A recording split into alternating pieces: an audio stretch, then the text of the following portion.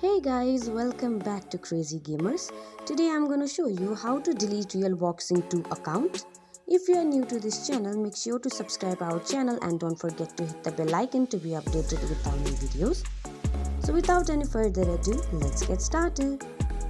First of all, make sure you have downloaded the right application. After that, open it. Next, you will see settings option. You have to click on that. And after that you will see reset profile option. You have to select that and click on the green tick to remove your account, and again you have to select green tick. So this is how you remove your account in Realboxing 2. I hope you find this video helpful.